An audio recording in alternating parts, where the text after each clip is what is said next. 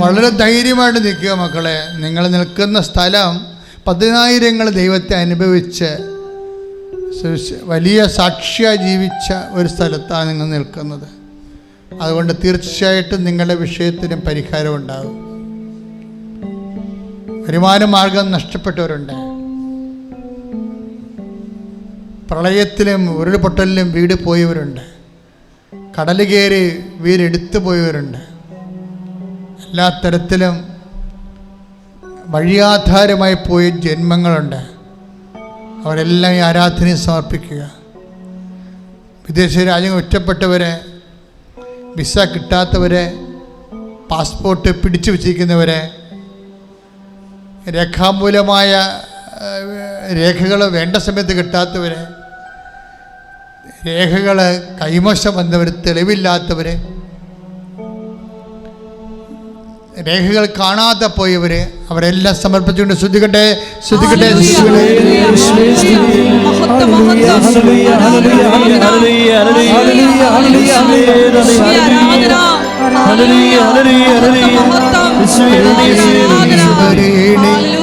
സദയം തൊടേനേ സുഖമായിടും എൻ്റെ ഉള്ളം, അരികിൽ വരേണേ സദയം തൊടേനേ സുഖമായിടും എൻ്റെ ഉള്ളം. വിവാഹത്ത് വരാത്തവരെ, മക്കളില്ലാത്തവരെ, ഉള്ള മക്കൾക്ക് ഗുരുതരമായ രോഗങ്ങളുള്ളവരെ, ഹൃദയത്തിന് ദൂരമുള്ളത് കുഞ്ഞുങ്ങൾ, ഹൃദയത്തിന് ശരീരത്തിൻ്റെ അവയവങ്ങൾക്ക് ഓപ്പറേഷൻ വെച്ചിരിക്കുന്ന കുഞ്ഞുങ്ങൾ, നടക്കാത്ത കുഞ്ഞുങ്ങൾ, കഴുത്തുറക്കാത്ത കുഞ്ഞുങ്ങൾ, അവിടെ മേലെല്ലാം മാതാവിൻ്റെ കൈകൾ വെക്കാൻ വേണ്ടി ശ്രദ്ധിക്കട്ടെ, ശ്രദ്ധിക്കട്ടെ, ശ്രദ്ധിക്കട്ടെ.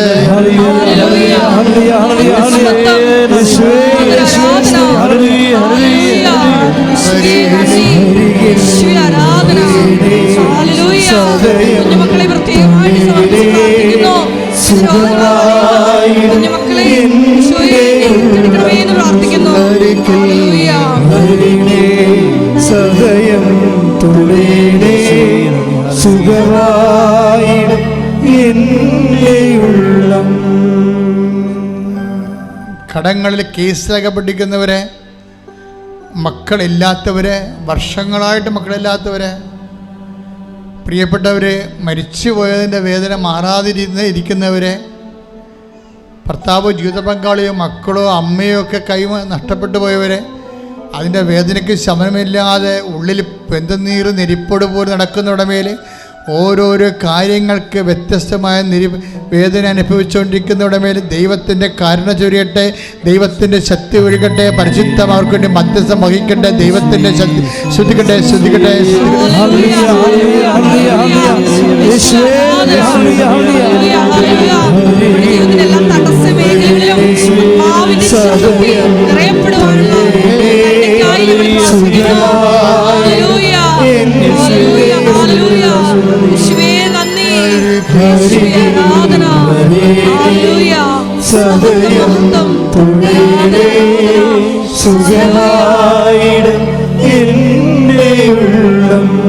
ഒരു നിമിഷം മൗനമായി അച്ഛൻ എവിടെയെങ്കിലും വിട്ടുപോയിട്ടുണ്ടെങ്കിൽ എൻ്റെ മക്കളത് ഈശോയ്ക്ക് പരിശുദ്ധമ വഴി ഏൽപ്പിക്കുക. വയറ് വീർത്തു വരുന്നവരുണ്ട്, ചില ബ്ലാഡറുകൾ, ചില ഓപ്പറേഷൻ്റെ സൈഡ് ഇഫക്ട്സ് ഉള്ള രോഗികളുണ്ട്, അവരെല്ലാം അച്ഛൻ ഓർക്കുന്നുണ്ട്.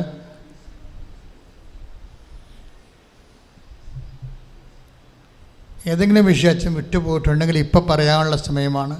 പരിശുദ്ധ അമ്മ വഴി ആരാധനയ്ക്ക് സമർപ്പിക്കണമെന്ന് പറഞ്ഞാൽ മാത്രം മതി. സമാപന ആശീർവാദം കൈകൾ കൂപ്പി കണ്ണുകളടച്ച് ശിരസ് നമിച്ച് സ്വീകരിക്കും.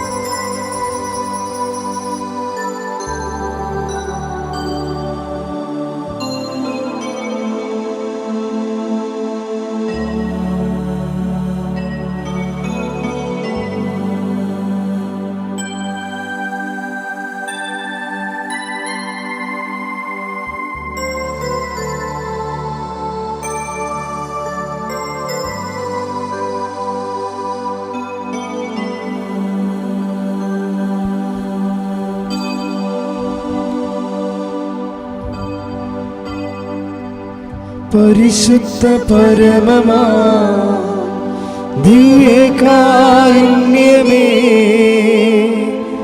എന്നുമെന്നും അങ്ങേയ്ക്കാരാധന. പരിശുദ്ധ പരമമാ ദിവ്യകാരുണ്യമേ, എന്നുമെന്നും അങ്ങേയ്ക്കാരാധന. പരിശുദ്ധ പരമമാ ദിവ്യകാരുണ്യമേ, എന്നുമെന്നും അങ്ങേയ്ക്കാരാധന. എനിക്ക് നിങ്ങളോട് പറയാനുള്ളത്, ദൈവം ഒരിക്കലും എന്നെ സംബന്ധിച്ചിടത്തോളം എനിക്ക് എൻ്റെ കാര്യമല്ലേ ഉറപ്പായിട്ട് പറയാൻ പറ്റത്തുള്ളൂ. ദൈവം ഒരു വിശ്വാസത്തിൻ്റെ സബ്ജക്റ്റേ അല്ല.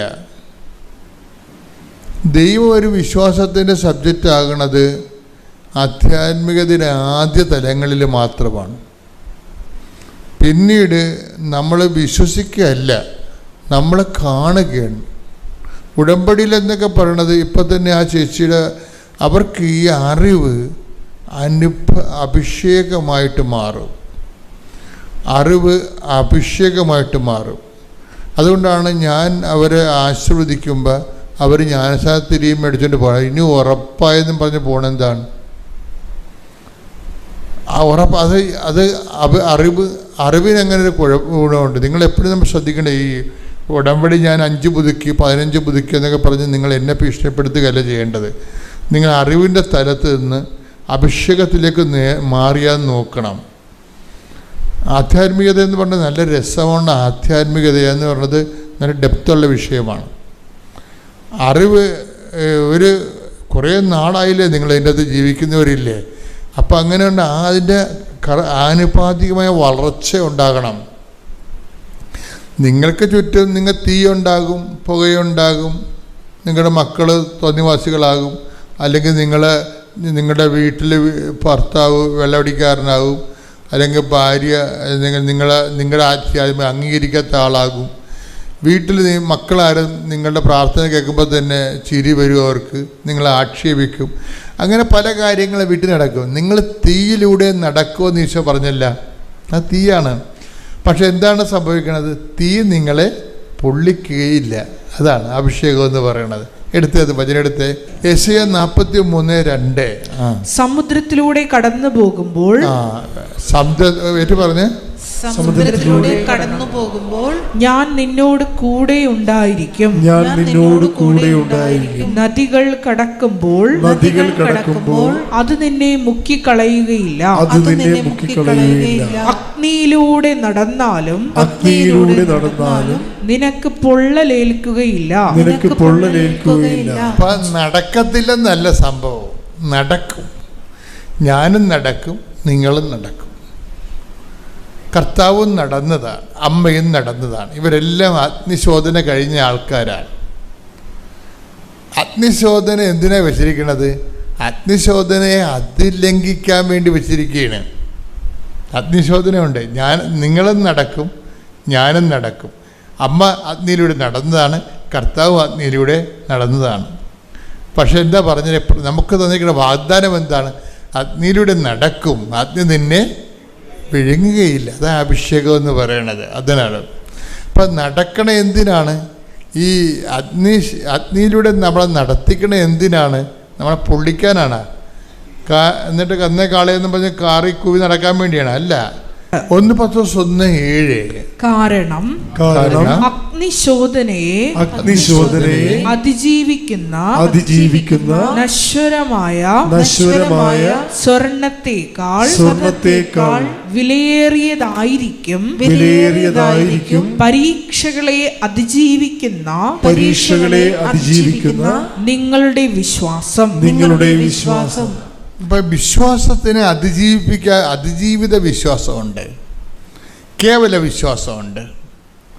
കേവല വിശ്വാസത്തേക്കുള്ള അപ്ഗ്രേഡ് ചെയ്യാൻ വേണ്ടി നിങ്ങളുടെ വിശ്വാസത്തെ അതിജീവിത വിശ്വാസം ആക്കി മാറ്റാൻ survived faith, that is fidelity, persevering faith എന്നൊക്കെ പറയും.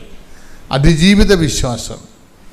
നിങ്ങളുടെ വിശ്വാസത്തെ അത് ടെസ്റ്റഡ് ഫെയ്ത്ത്, അതിൻ്റെ ഷുവർട്ടിയാണ്, എക്സലൻസിയാണ് അതിനകത്ത് വരുന്നത്. ഇപ്പം നിങ്ങൾ കടയിൽ നിന്ന് ചില ഇലക്ട്രോണിക്സ് ഉൽപ്പന്നം മേടിക്കുമ്പോൾ അതിലുണ്ടാവും എന്താണ് ടെസ്റ്റഡ്, ഇത് ഞങ്ങൾ ടെസ്റ്റ് ചെയ്ത് നോക്കിയതാണെന്ന്.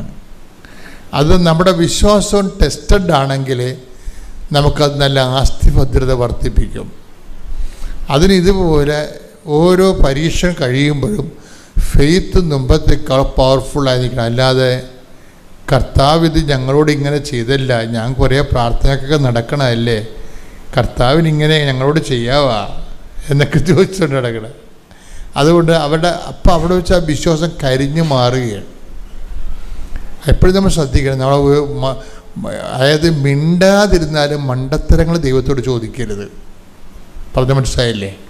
മിണ്ടാതിരുന്നാലും മണ്ടത്തരങ്ങൾ ദൈവത്തോട് ചോദിക്കരുത്.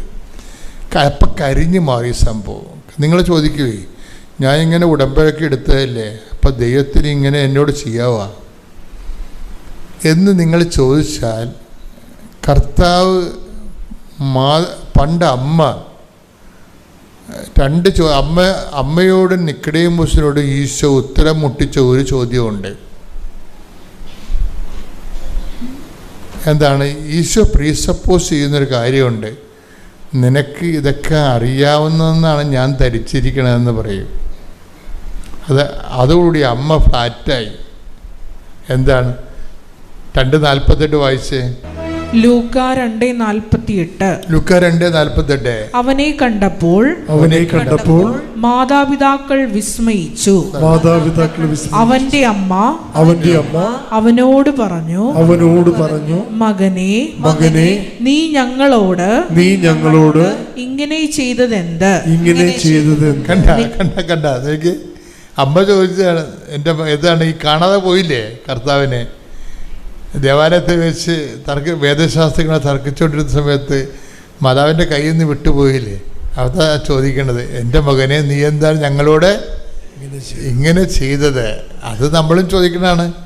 ഞാൻ ഉടമ്പടി എടുത്തതല്ലേ, എന്താ ദൈവം എന്നോട് ഇങ്ങനെ ചെയ്തത്? അപ്പോൾ ഉടമ്പടി എടുക്കുമ്പോൾ നമ്മളെപ്പോഴും ശ്രദ്ധിക്കേണ്ട ഒരു വിഷയം വെച്ച് കഴിഞ്ഞാൽ, ദൈവത്തിന് നമ്മളെക്കുറിച്ച് അസസ്മെൻ്റ് ഉണ്ട്, നമ്മളെക്കുറിച്ച് നമുക്ക് അസസ്മെൻ്റ് ഇല്ല, എന്നുവെച്ചാൽ വിലയിരുത്തലില്ല. നമ്മളിപ്പോഴും ഒന്നും പറയും ഈള പിടിച്ച പിള്ളേരെ പോലെ നടക്കണമെന്നല്ലാതെ, ഇപ്പോഴും ദൈവം ഇങ്ങനെ വളർത്തി ഈ ഉടമ്പടിയിലേക്ക് വരുമ്പോൾ ഒരു മിനിമം നോളജ് നമ്മളെക്കുറിച്ച് ഉണ്ടാകണം എന്നാണ് ദൈവം പ്രീസപ്പോസ് ചെയ്യണത്.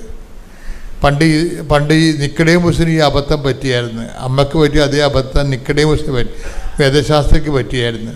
വേദശാസ്ത്രി ചോദിച്ചു, പ്രായമായ എനിക്ക് വീണ്ടും അമ്മയുടെ ഉദരത്തിൽ പ്രവേശിക്കാൻ പറ്റുമോ എന്ന് ചോദിച്ചപ്പോൾ ഈശോ ഇതുപോലൊരു ചോദ്യം ചോദിച്ചു. വായിച്ചേ, യോഹന്നാൻ 3:4. നിക്കോദേമോസ് ചോദിച്ചു, പ്രായമായ മനുഷ്യന് ഇത് എങ്ങനെ സാധിക്കും? അമ്മയുടെ ഉദരത്തിൽ വീണ്ടും പ്രവേശിച്ച് അവന് ജനിക്കുവാൻ കഴിയുമോ? ഈശോ എന്താ ചോദിച്ചത്? ഈശോയുടെ മറുപടി എന്താ? യോഹന്നാൻ 3:10. യേശു പറഞ്ഞു, നീ ഇസ്രായേലിലെ ഗുരുവല്ലേ? അതാണ് സംഭവം. ഈ പ്രീസപ്പോസ് ചെയ്യണം, നിനക്കിത് അറിയേണ്ടതല്ലേ? അമ്മയോട് ഇത് തന്നെയാണ് ചോദിച്ചിരിക്കുന്നത്, നിങ്ങളോട് ഇത് തന്നെ ചോദിക്കണത്, എന്നോട് ഇത് തന്നെ ചോദിക്കണത്. നീ ഇത്രയും നാളെ ക്രിസ്ത്യാനിയായിട്ട് ജീവിച്ച ആളല്ലേ? പാവത്തങ്ങൾ ആദ്യമായിട്ട് വരുന്നവർക്ക് കുഴപ്പമില്ല. പക്ഷേ നമുക്ക് കുറേ നാൾ ധ്യാനമൊക്കെ കൂടി വരുമ്പോൾ ഈ ചോദ്യം വരും, എന്താണ്? നീ എത്രയോ വർഷങ്ങളായി വചനത്തിൽ എൻ്റെ കൂടെ നടക്കുന്നു. അമ്മയോട് ചോദിച്ചത് എന്താ? അമ്മയോട് എന്താ ചോദിച്ചത്? ഇപ്പം ഇവിടെ എന്താ ഈ നിക്കോദേമോസിനോട് ചോദിക്കണത് എന്താണ്? നീ ഇസ്രയേലിലെ ഗുരുവല്ലേ, ഉപദേഷ്ടാവല്ലേ? എന്താ ചോദിച്ചിരിക്കണത്?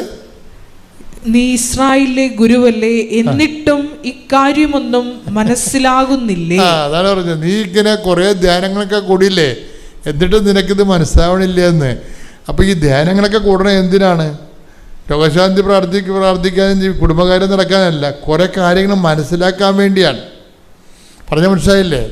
നമ്മൾ ധ്യാനങ്ങളൊക്കെ കൂടണത് എന്തിനാണ്? രോഗശാന്തി നേടാനും മകളെ കെട്ടിക്കാനും PR കിട്ടാനും അതൊന്നുമല്ല, അതിന് മാത്രമല്ല. എന്തിനാണ്? കുറേ കാര്യങ്ങൾ, ആത്മീയ കാര്യങ്ങൾ മനസ്സിലാകണം. ഒന്നിട്ട് വായിച്ച ഭാഗം.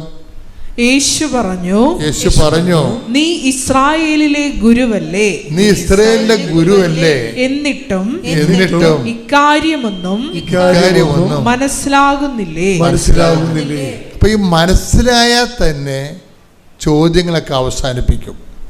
നീ എന്താണ്, ഞാൻ ഉടമ്പടി എടുത്തിട്ടും നീ എന്താണ് ഞങ്ങളോട് ഇങ്ങനെ ചെയ്തതെന്നല്ലേ പല ആൾക്കാരും ചോദിക്കണത്. അത് ചോദിക്കുന്നതിൻ്റെ കാരണം എന്താണ്? ദൈവത്തിൻ്റെ വചനങ്ങൾ, അനുഭവങ്ങൾ, അടയാളങ്ങൾ മാത്രം അന്വേഷിക്കുകയും ദൈവത്തിൻ്റെ വചനങ്ങൾ ദൈവം ആഗ്രഹിക്കുന്ന പോലെ മനസ്സിലാക്കാൻ ശ്രമിക്കാത്തതാണ്. ഈ മനസ്സിലാക്കാൻ ശ്രമിക്കാത്തത് നമുക്ക് മാത്രമല്ല, അമ്മയ്ക്ക് ഈ പ്രശ്നം ഉണ്ടായിരുന്നു. അതാണ്, നീ ഞങ്ങളോട് എന്താണ് ഇങ്ങനെ. അതാ 2:48. അത് കഴിഞ്ഞ് ഈശോ പറഞ്ഞ ഉത്തരവ് എന്താന്ന് ചോദിക്കുക. 2:49. നിങ്ങൾ എന്തിനാണ് എന്നെ അന്വേഷിച്ചത്? ഞാൻ എന്റെ പിതാവിന്റെ കാര്യങ്ങളിൽ വ്യാപൃതനായിരിക്കേണ്ടതാണെന്ന് നിങ്ങൾ അറിയുന്നില്ലേ? അതാണ് പ്രശ്നം. അമ്മ ഇത് അറിയേണ്ടതായിരുന്നു. അറിഞ്ഞിരുന്നെങ്കിൽ അങ്ങനെയുള്ള ചോദ്യം ചോദിക്കത്തില്ലായിരുന്നു. അപ്പം ഞങ്ങളുടെ മുന്നിലൊരു മാർഗം എന്ന് വെച്ചാൽ, ഈ പാറമടയുടെ ഓണേഴ്സ് തന്നെ ഇത് ഞങ്ങളുടെ നിന്ന് എടുക്കണം, അല്ലാതെ ഞങ്ങൾക്ക് വേറെ ഒരു മാർഗ്ഗമില്ല. കാരണം പുറത്തുനിന്ന് ആൾക്കാർ വന്ന് എടുക്കുകയോ ഒന്നും ചെയ്യത്തില്ലത്. അങ്ങനെ ഞങ്ങൾ അവരോട് ചെന്ന് സംസാരിച്ചപ്പോൾ അവർ പറഞ്ഞു പറ്റത്തില്ല, എന്തോന്നാലും സമ്മതിക്കത്തില്ല. കാരണം ഞങ്ങളുടെ ബാക്കിയുള്ള മേളിലോട്ടുള്ള വീടുകളെല്ലാം അവരെടുത്തു കഴിഞ്ഞു. അപ്പം ഞങ്ങളേ ഉള്ളൂ പിന്നെ. അപ്പോൾ അവർ പറഞ്ഞു പറ്റത്തില്ല, നിങ്ങൾ കേസ് കൊടുത്തോ, എന്ത് വേണമെങ്കിലും ചെയ്തോ, ഞങ്ങൾക്ക് അനുകൂലമായിട്ടേ വരത്തുള്ളൂ. കാരണം അവരൊക്കെ വലിയ വലിയ ആൾക്കാരായിരുന്നുകൊണ്ട് നമുക്ക് അവരായിട്ട് തർക്കിക്കാനോ എതിർക്കാനോ ഒന്നും പറ്റത്തില്ലായിരുന്നു. അങ്ങനെ ഞങ്ങൾ അതോർത്ത് ഒരുപാട് വിഷമിച്ചു. പിന്നെയും ഞങ്ങൾ അവിടെ മുന്നിൽ ചെന്നു, കാല് പിടിച്ചു, എടുക്കണമെന്ന് പറഞ്ഞു. വേറൊരു മാർഗവും ഇല്ല, ഇവർ ഈ വീട് എടുക്കാതെ വേറൊരു മാർഗവും ഇല്ല ഞങ്ങളുടെ മുന്നിൽ. പിന്നെ ഞങ്ങളതോർത്ത് ഒരുപാട് വിഷമിച്ചു. അത് കഴിഞ്ഞ് പിന്നെ അവർ പറഞ്ഞു നോക്കാം, എടുക്കാൻ പറ്റുമോ നോക്കാം, എന്നാലും സെൻറ്റിനൊരു 30,000 കൂടത്തിൽ ഞങ്ങൾക്ക് തരാൻ പറ്റത്തില്ല എന്നൊക്കെ അവർ ഞങ്ങളോട് പറഞ്ഞു. ഞങ്ങളതൊക്കെ കേട്ട് ഒരുപാട് വിഷമിച്ചു. കാരണം ആ ഒരു ഏരിയയിൽ ഉൾപ്രദേശമായതുകൊണ്ട് ഞങ്ങൾക്ക് ഒരു വീട് മേടിക്കാനുള്ളൊരു പൈസ അതിൽ നിന്ന് ഞങ്ങൾക്ക് കിട്ടത്തില്ലായിരുന്നു. അങ്ങനെ ഇരിക്കുമ്പോഴാണ് ഒരു ദിവസം രാവിലെ അമ്മയ്ക്കൊരു കോള് വന്നു. ഇങ്ങനെ പാറമടയിൽ നിന്ന് ഒരു കല്ല് വന്നു ഞങ്ങളുടെ വീടിന് മേളിൽ വീണു. അതൊരു 3-4 കിലോ തൂക്കമുള്ളൊരു കല്ല് വന്ന് വീണു, ഷീറ്റൊക്കെ പൊട്ടിയെന്നൊക്കെ പറഞ്ഞിട്ടൊരു കോള് വരുന്നു. അപ്പം അത് മാതാവ് ഞങ്ങൾക്ക് വേണ്ടി ചെയ്തൊരു എന്തോ ഒരു അനുഗ്രഹമായിട്ടാണ് കാണുന്നത്. കാരണം അവർക്കതുകൊണ്ട് ഞങ്ങളുടെ വീട് എടുക്കണം എന്നൊരു നിർബന്ധിത ഇതായി. അങ്ങനെ ഞങ്ങളുടെ തറവാട്ടിൽ ഇതിൻ്റെ ഓണേഴ്സ് വന്നു. ആ സമയത്ത് എൻ്റെ അച്ഛൻ അവിടെ ചെല്ലുന്നു. പക്ഷേ അച്ഛൻ അവിടെ ചെല്ലുന്ന സമയത്ത് അറിയത്തില്ലായിരുന്നു ഇങ്ങനെ അവിടെ ഓണേഴ്സ് ഉണ്ടെന്നും അവിടെ ഇരിപ്പുണ്ടെന്നും ഉള്ള കാര്യം. അങ്ങനെ അവിടെ അവരുമായിട്ട് സംസാരിച്ചു. ഞങ്ങളുടെ വീട് അവർ എടുക്കാമെന്നും സ്ഥലം എടുക്കാമെന്നും അവർ തീരുമാനിച്ചു. അങ്ങനെ മോശമില്ലാത്തൊരു തുകയിൽ, നല്ലൊരു തുകയ്ക്ക് തന്നെ അവർ ഞങ്ങളുടെ വീട് 30,000 പോലും കിട്ടാത്ത സ്ഥലത്ത് ഞങ്ങൾക്ക് 1,30,000 സെൻറ്റിന് വെച്ചിട്ട് അവർ ഇങ്ങോട്ട് തരാമെന്ന് ഞങ്ങളോട് പറഞ്ഞു. അത് മാതാവിൻ്റെയും ഈശോയുടെ ഏറ്റവും വലിയ അനുഗ്രഹമായിട്ടാണ് ഞങ്ങൾ കാണുന്നത്. ഈശോയ്ക്ക് മാതാവിന് ഒരുപാട് നന്ദി. തിരുക്കുമാരനും 1000 നന്ദി. എൻ്റെ പേര് ലിബി സണ്ണി, തൃശ്ശൂർ കാട്ടൂർ കരാഞ്ചിറ ദേശത്ത് താമസിക്കുന്നു. കരാഞ്ചിറ ഇടവകയിൽ താമസിക്കുന്നു. 2020 ഫെബ്രുവരി 21 ഞാൻ ഉടമ്പടി എടുത്തു. എൻ്റെ 6 നിയോഗങ്ങൾ വെച്ചതിൽ ഏറ്റവും അത്യാവശ്യമായി നിയോഗം വെച്ചത് 11 വർഷമായി തളർന്നു കിടന്ന എൻ്റെ ഭർത്താവ് തളർന്നു കിടന്നു. 6-ാം മാസം വീണ്ടും കാലിലെ ബ്ലഡ് സർക്കുലേഷൻ നിലച്ച് കാലിൻ്റെ 5 വിരലുകൾ മുറിക്കേണ്ടി വന്നു.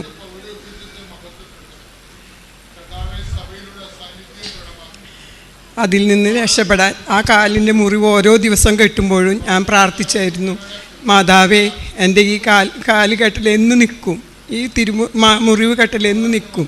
അമ്മ സഹായിക്കണേ, അമ്മ സഹായിക്കണേ എന്ന് മാത്രമാണ് ഈ 20 ഉടമ്പടി എടുത്തപ്പോൾ തൊട്ട് പ്രാർത്ഥിച്ചായിരുന്നത്. അതുവരെയും കാലിൻ്റെ മുറിവ് ഞാൻ കെട്ടിയായിരുന്നു.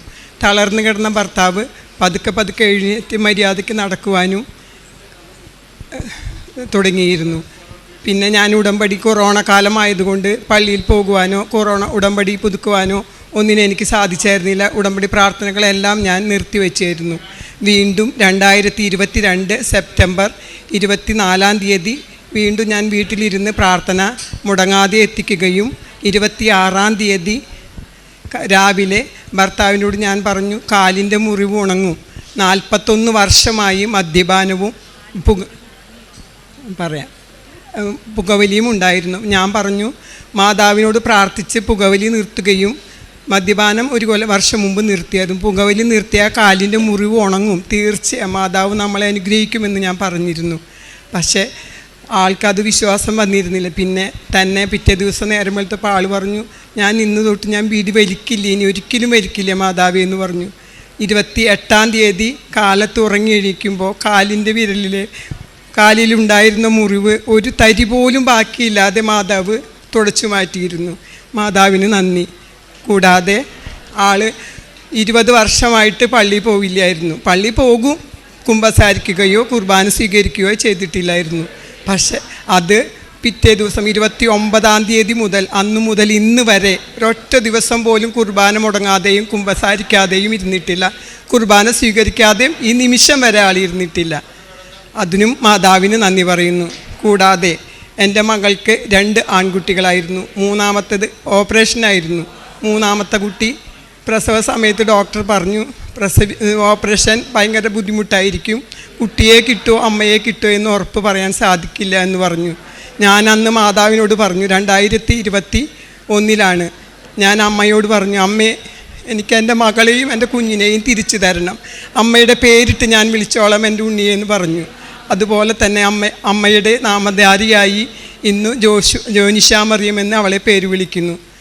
4ാമത് ചേട്ടൻ്റെ മകൾക്ക് ബ്രെയിൻ ട്യൂമർ ഓപ്പറേഷൻ സീരിയസ് ആണ്. തൃശ്ശൂർ മെഡിക്കൽ കോളേജിൽ നിന്ന് തിരുവനന്തപുരം മെഡിക്കൽ കോളേജിലേക്ക് കൊണ്ടുപോയിക്കോളാൻ ഡോക്ടർ പറഞ്ഞു. അപ്പോൾ അവൾ എന്നോട് പറഞ്ഞു, മേമേ നല്ലോണം പ്രാർത്ഥിക്കണം, എന്നെ തിരിച്ചു തരാൻ മാതാവിനോട് അമ്മ പ്രാർത്ഥിക്കണം എന്ന് പറഞ്ഞു. ഞാൻ മാതാവിനോട് ഉപവാസമെടുത്ത് പ്രാർത്ഥിച്ചു. ഉപ്പ് അവളുടെ വായിലിട്ട് കൊടുത്തിട്ട് പറഞ്ഞു, നീ നന്നായി പ്രാർത്ഥിച്ചു പോയിക്കോ, നീ തിരിച്ചു വരും, യാതൊരു ആപത്തും കൂടാതെ തിരിച്ചു വരുമെന്ന് പറഞ്ഞു. അവൾക്ക് യാതൊരു ആപത്തും കൂടാതെ ഓപ്പറേഷൻ സക്സസ്സായി നടക്കുകയും അവൾക്ക് ഇപ്പോൾ കഴിഞ്ഞ 27 ഡോക്ടറെ അടുത്ത് പോയി ഡോക്ടറെ കാണിച്ചപ്പോൾ പറഞ്ഞു, യാതൊരു വക കുഴപ്പങ്ങളും ഈ ബ്രെയിൻ ട്യൂമറിനെ സംബന്ധിച്ചില്ല എന്ന് പറഞ്ഞു. പിന്നെ വിട്ടുപോയത് ചേട്ടൻ്റെ കാലിൻ്റെ മുറിവ് ഉണങ്ങിയത് മാതാവിൻ്റെ തൈലം 3 പ്രാവശ്യം കുരിശ് വരച്ച് ആ മുറിവുമേൽ പുരട്ടി. അന്നു മുതൽ ഇന്ന് വരെ യാതൊരു വക മരുന്നുകളോ ഓയിൽമെൻറ്റോ ഒന്നും പുരട്ടാതെ പ്രഷറിൻ്റെ മരുന്ന്, കൊളസ്ട്രോളിൻ്റെ മരുന്ന് എല്ലാം സ്ഥിരമായി, ഹാർട്ടിൻ്റെ മരുന്ന് എല്ലാം സ്ഥിരമായി കഴിച്ചായിരുന്നതായിരുന്നു. ഇന്ന് ഈ നിമിഷം വരെ സെപ്റ്റംബർ 23 തൊട്ട് ഇന്ന് ഈ നേരം വരെ യാതൊരു വക മരുന്നുകളോ ഗുളികകളോ ഓയിൽമെൻറ്റോ ഒന്നും പുരട്ടാതെ നല്ലൊരു മനുഷ്യനായി മാതാവ് എനിക്ക് എൻ്റെ ഭർത്താവിന് തിരിച്ചു തന്നതിന് 1000 നന്ദി പറയുന്നു. നടക്കാൻ ബുദ്ധിമുട്ടായിരുന്നു. അതിൻ്റെ പേരിൽ ഞാൻ എന്നും പള്ളിയിൽ പോകുമ്പോൾ ആൾ നടന്നു പോകുമ്പോൾ ഞാൻ മാതാവിനോട് പറയും, ഞാൻ ഇടയ്ക്ക് എന്നും പോകാൻ എനിക്ക് സാധിക്കായിരുന്നില്ല, ജോലിയുണ്ട്, ജോലിക്ക് പോകും. പിന്നെ ആളുടെ കാര്യങ്ങളെല്ലാം കഴിച്ചു വെച്ചിട്ട് പോകാൻ പറ്റാത്തതുകൊണ്ട് എല്ലാ ദിവസവും പള്ളിയിൽ പോകാമായിരുന്നില്ല. വൈകിട്ടുള്ള ദിവസങ്ങളിൽ ശനിയാഴ്ച ഞായറാഴ്ചയാണ് പോയിരുന്നത്. അപ്പോൾ ആൾ ഡെയിലി നടന്നു പോകുമ്പോൾ ഞാൻ മാതാവിനോട് പ്രാർത്ഥിക്കും, മാതാവേ ഈ ഞൊണ്ടി നടക്കണത് കാണാൻ എനിക്ക് വയ്യ, എങ്ങനെയെങ്കിലും ഒരു ജോലി ഒരു വണ്ടി ശരിയാക്കി തരാൻ നീ വാങ്ങി നടക്കാൻ അതിന് സാധിക്കണേന്ന് മാതാവിനോട് പ്രാർത്ഥിച്ചു. ഒരാഴ്ചയ്ക്കുള്ളിൽ മാതാവ് മറ്റുള്ളവരുടെ അനുഗ്രഹപ്രകാരം ലയൺസ് ക്ലബ്ബ് മണപ്പുറം ഇവരുടെ അനുഗ്രഹപ്രകാരം എൻ്റെ ചേട്ടന് ഒരു മുച്ചക്രവാഹനം 3 ദിവസത്തിനുള്ളിൽ മുച്ചക്രവാഹനം കിട്ടുകയും ചെയ്തു. അതിനും 1000 നന്ദി മാതാവിന് പറയുന്നു. എൻ്റെ പേര് കുഞ്ഞുമോൾ ജോസഫ്. ഞാൻ പാലായിൽ നിന്ന് വരുന്നു.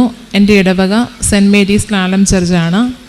ഞാൻ ആദ്യമായിട്ട് ഉടമ്പടി എടുത്തത് എൻ്റെ ആൻറ്റി പറഞ്ഞതാണ് 2019 ഇവിടെ വന്ന് ഉടമ്പടി എടുത്തുവെങ്കിലും കൊറോണ മൂലം ഞാൻ ഉടമ്പടി കണ്ടിന്യൂ ചെയ്തില്ല. പ്രാർത്ഥനകൾ മുടക്കി. എൻ്റെ ജീവിതത്തിൽ അടിക്കടി പ്രശ്നങ്ങൾ ഉണ്ടായിക്കൊണ്ടിരുന്നു. കുട്ടികൾക്ക് രോഗങ്ങൾ, കുടുംബസമാധാനമില്ലായ്മ. 2022 അതുപോലെ തന്നെ എൻ്റെ ആൻറ്റി എന്നോട് പറഞ്ഞു, നീ ഉടമ്പടി പ്രാർത്ഥനാ പുസ്തകത്തിലെ പ്രാർത്ഥനകൾ ചൊല്ലുക, അച്ഛൻ്റെ യൂട്യൂബിലെ ചാനൽ സബ്സ്ക്രൈബ് ചെയ്ത് ഡെയിലി പ്രാർത്ഥന കൂടാൻ പറഞ്ഞു. ഞാനങ്ങനെ ചെയ്തു. 2022 അവസാനം ആണ് എന്നോട് പറയുന്നത് ഇത്. ഞാനിത് ചെയ്ത് 20 ദിവസത്തിനകം ഞാൻ ഇവിടെ വന്ന് 2023 ജനുവരിയിൽ ഉടമ്പടി എടുത്തു. 13 വർഷങ്ങളായിട്ട് എനിക്ക് രാത്രിയിലും പകലും ഇല്ലാതെ എൻ്റെ ചങ്കും പുറവും കട്ട് കഴിക്കുന്ന ഒരവസ്ഥയായിരുന്നു.